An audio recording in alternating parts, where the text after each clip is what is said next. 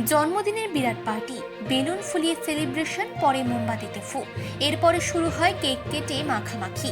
চারিপাশে ঘিরে থাকা বন্ধু বান্ধব পরিজনের সঙ্গে হ্যাপি বার্থডে টু ইউ গান। সাধারণত এটাই জন্মদিনের অনুষ্ঠানের অতি পরিচিত ছবি, কিন্তু এখানে আর 5টা মানুষের থেকে অনেকটাই আলাদা দত্ত পরিবার।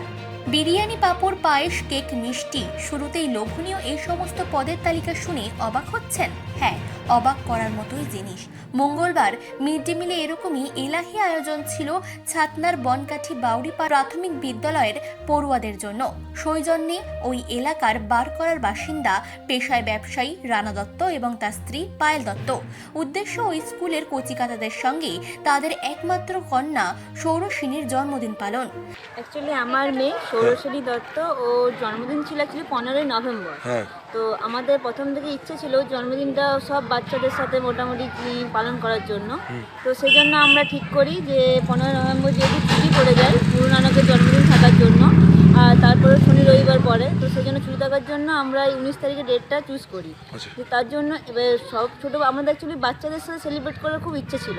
তো সেই হিসেবে আমরা চুজ করি, তাহলে আমাদের যেহেতু বাড়ির কাছে স্কুলটা, এই স্কুলটাকে আমরা চুজ করি যাতে ওই দিনটাতে আমরা এই বাচ্চাদের সাথে কেক কাটা, একটু বাচ্চাদেরকে খাওয়ান দাওয়ান এসব যেন করতে পারি।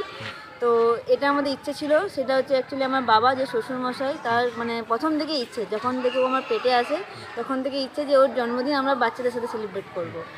তো সেই জন্য আমরা এরকমভাবে চুজ করে বাচ্চাদের সাথে কেক কাটা, বাচ্চাদের মুখে একটু খাবার দেওয়া কিছু, মানে এই আয়োজনটা আমরা করি।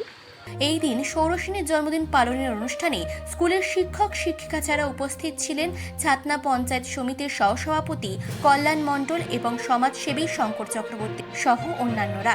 সম্পূর্ণ আলাদা রকমভাবে দত্ত পরিবারের এই ক্ষুদে সদস্যের জন্মদিন পালন করার উদ্যোগকে সাধুবাদ জানিয়েছেন সকলে।